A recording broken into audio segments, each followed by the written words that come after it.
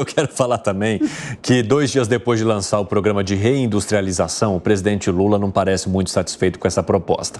Ele se queixou que o plano abre margem para críticas sobre reedição de medidas antigas. Isso já aconteceu. O pessoal da rádio está de volta já? É isso?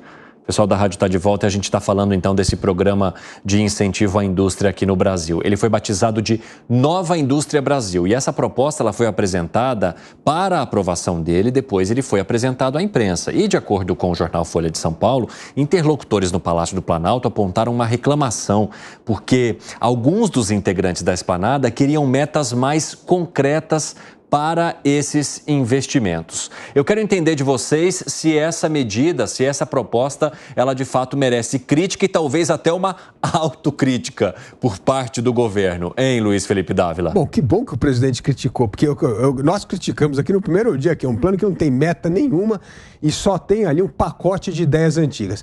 Mas sabe de onde é que começa o erro? Dos livros que essa turma lê. Sabe qual que foi o livro que encantou, que balizou essa história da nova matriz industrial?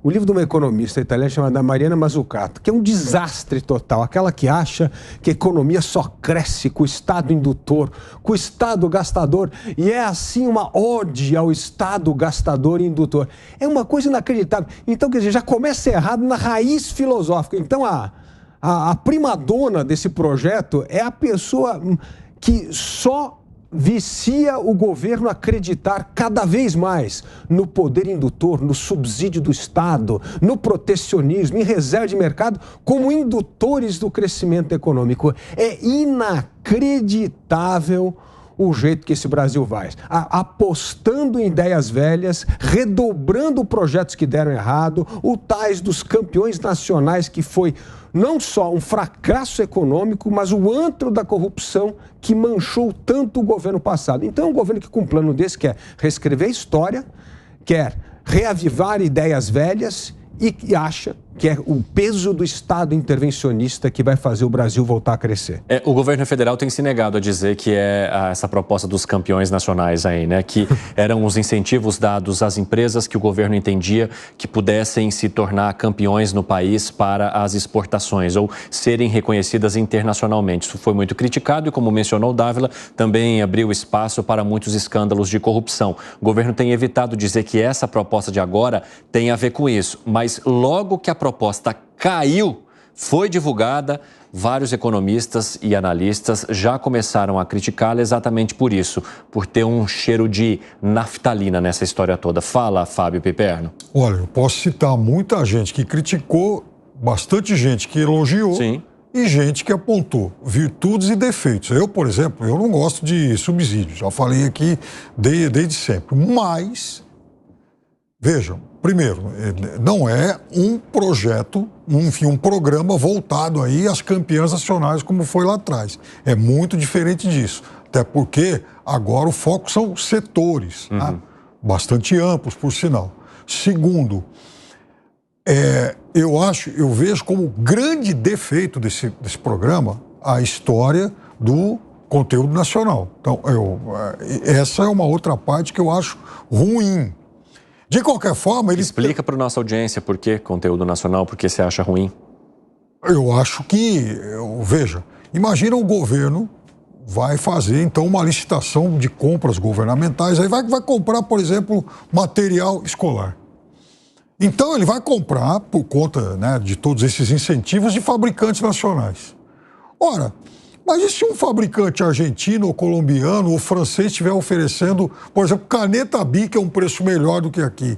Caderno escolar, um preço melhor do que aqui. Por que você vai comprar aqui e não vai comprar lá fora? Então, você está encarecendo os custos, né, do próprio governo e de outras empresas que dependem de insumos que ela pode comprar no mercado interno ou no mercado externo para a sua própria produção. Então, nesse sentido, eu acho que ao incentivar esse conteúdo nacional, ao dar preferência ao conteúdo nacional, ele peca. Nesse sentido, ele é ruim. Agora, há, por exemplo, setores novos que vão receber algum incentivo. Eu acho que se for... E aí eu estou de acordo com a crítica que o presidente fez. Se, por exemplo, você vai dar um incentivo para um determinado setor, isso tem que ter prazo, isso tem que ter meta. O que o setor tem que fazer? Por exemplo, esse programa voltado à indústria automobilística, o MOVER, pelo menos ele fala em substituição por componentes que façam com que os carros sejam menos poluentes. Então, isso aí é uma meta. Então, isso tem que ter. Agora, não pode faltar essa ponta. Olha, eu vou te dar um dinheiro e tá bom. Você faz o que você quiser com ele. Não pode ser assim. E eu acho que, nesse sentido, está errado. Agora, tem uma outra coisa. Todo o Ocidente, principalmente de 2020 para cá, mais especificamente de 2022 para cá, ele lançou, todos os grandes países lançaram programas de incentivo à produção industrial. Até porque esse é um problema comum a todo o Ocidente. Mas o Piperno é totalmente diferente o contexto, por duas coisas. Primeira coisa, que esses programas existem em outros países onde a economia é aberta, onde é para você competir internacionalmente. Depende. Não tem nenhum. Quem é que defende para a economia fechada? Opa, ninguém. No verbo, ninguém. Não. Agora, no fato. São empresas que competem no mercado global. Primeira coisa, nós temos a economia mais fechada no mundo e é subsídio do governo para manter reserva de mercado local, o que é um desastre, o que mostra como o Brasil vem perdendo competitividade na indústria no mundo. Por quê? Porque esse excesso de anabolizante, que é o subsídio, que é a reserva de mercado, que é a proteção, fez com que essa indústria se tornasse pouco competitiva no mercado internacional. Segundo ponto importante, que esse é o mais importante, nós precisamos apostar na indústria 4.0. O Brasil tem um plano de industrial que é na indústria 2.0. É inacreditável. Estamos lá, verticalização da indústria farmacêutica, maquinários para cá. A gente tem que pensar na bioeconomia, na nanotecnologia, nas empresas. Não tem nada. Olha, é uma coisa absurda. É completamente errado. Não tem nenhuma meta de aumento de competitividade e produtividade. Zero. Então, assim, é um plano para a indústria do século passado criar reserva de mercado para continuar produzindo internamente sem ganhar mercado global. Ou seja, é absolutamente tudo errado. Agora eu quero fazer um questionamento aqui a vocês, e eu até vou começar pelo Segré, porque vocês vivem reclamando aqui no 3 em 1 que o governo federal, governo federal não, o Brasil, ele tem voltado ao momento em que ele só ganha ou vence com commodities, né, com produtos padronizados, e vai perdendo espaço cada vez mais na indústria, em transformação desse produto e etc. Ou seja, a gente está voltando ao momento em que a gente consegue exportar aquilo que a gente arranca da terra, mas não consegue dar o beneficiamento que esse produto, que esse produto necessita para poder agregar valor. Agora, o governo federal traz esse programa, então, de incentivo à indústria. Por que ele não serviria para resolver esse problema que é apontado por vocês aqui, hein, Gustavo Segré? Porque quando você aponta determinados setores e arbitrariamente dá subsídios ou melhoras financeiras para determinadas empresas, você não está partindo da premissa que tem igualdade social, igualdade empresarial.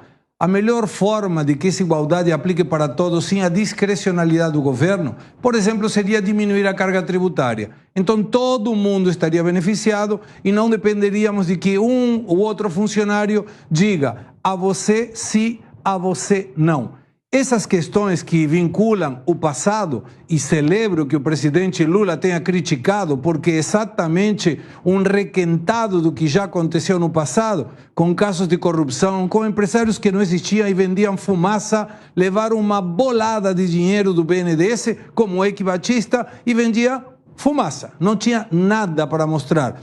Aí depois aparece esse dinheiro vinculado com empresas da proteína, que não investiram aqui no país, compravam empresas lá fora. Isso não é geração de emprego para o Brasil. Então a pergunta é, por que insistem de novo com uma temática que não deu resultado, que gerou casos de corrupção, e aí vem o BNDES pedindo de novo, como aconteceu no passado, a possibilidade de financiamento de obras no exterior. Gente, começa a dar cócega. Por quê? Não é de risada, não. É de urticária, é de alergia. Porque tudo isso remite a um passado tenebroso no Brasil. Então, essa questão que busca na defesa de melhoras da indústria não vai gerar melhoras nada. Vai ser aqueles empresários amigos que recebem uma bolada de dinheiro do BNDES e o pequeno e médio empresário que gera recursos, que gera atividade econômica e, sobretudo, emprego, não vai ter nem perto nada dessa nova lei.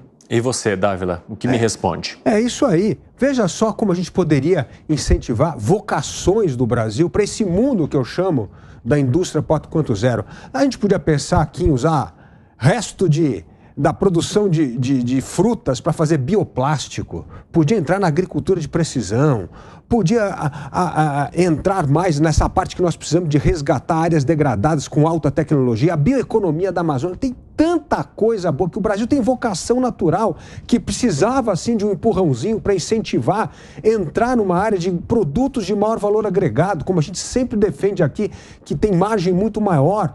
Então, assim, a gente perde a oportunidade de despertar vocações criando mais reserva de mercado, como o Piperno mencionou bem aqui, o negócio do conteúdo nacional. Imagina se você vai conseguir fazer um telefone celular do estilo do iPhone com conteúdo nacional. Não vai nunca, não é óbvio que não vai conseguir. E se fizer, vai ser 10 vezes mais caro do que o iPhone. Então, assim, é burrice, isso é burrice total. E aí, o outro ponto que me parece tão importante, eu vou dar um exemplo de um país, a Ucrânia, está em guerra. A Ucrânia era um mero, também como o Brasil, exportador de grão, commodity. O que a guerra fez a Ucrânia se reinventar? Em que áreas a Ucrânia se reinventou por causa da guerra hoje e que faz coisas de extremo valor, de produto valor agregado? Por exemplo, entrou nesse ramo de drone, está fazendo drone, inclusive um ramo militar, que evidentemente isso é uma tecnologia que vai poder ser empregada em outras áreas depois da guerra. Segunda coisa, por causa da guerra, teve que aumentar a eficiência de informação no governo. O que aconteceu? A Ucrânia, junto com a Estônia, tem um dos melhores e-governments do mundo, ou seja, usou a tecnologia para melhorar, racionalizar as informações do governo, para melhorar a qualidade do serviço da informação. Então veja só como a tecnologia ajudou um país em estado de guerra a descobrir novas vocações. Quais são as vocações do Brasil? Quais são as novas vocações que a gente podia ter com um plano desse? Não, a gente está pensando nas velhas coisas que o Brasil perdeu o mercado para o Sudeste Asiático há muito tempo. Manufaturado, acabou, a gente não tem mais esse mercado. Essa indústria antiga não tem mais mercado, nós já perdemos esse mercado. E esse governo está insistindo em reavivar indústrias que não tem mais como ressuscitar, a não ser um custo fiscal tremendo para a população brasileira. Piperno? Bom, então vamos lá. Esse plano, ele contempla muitos setores, eu insisto nisso, quer dizer, não é um plano voltado para algumas empresas que são amigas desse ou daquele governo. Ele tem cento e tantas páginas e mostra incentivos, ou pelo menos disposição de incentivos a muitos setores da economia, inclusive muitos desses aí que o Dávila mencionou. Né? Esses setores novos, né? de biotecnologia, de agroindústria, até isso está lá. E agora, é importante, sim, que a gente descubra vocações. É verdade. No passado, e eu estou falando de um passado de 20 anos atrás, 25 anos atrás, era consenso, por exemplo, que o Brasil jamais seria um país, por exemplo, com capacidade de um dia prover as suas necessidades de petróleo. O Roberto Campos, e que, aliás, eu já elogiei, enfim, alguém que, além de tudo, tem um belíssimo texto, né?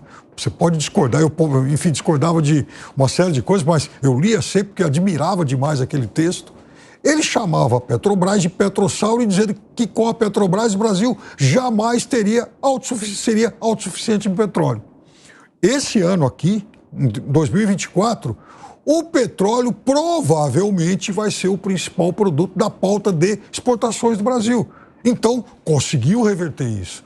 Agora, concordo que muitos desses setores que estão contemplados nesse plano, até aqui, eles desperdiçaram muitas oportunidades, já tiveram décadas de incentivo e gastaram muito dinheiro e não deram os resultados desejados. Agora, lá também tem muita coisa nova.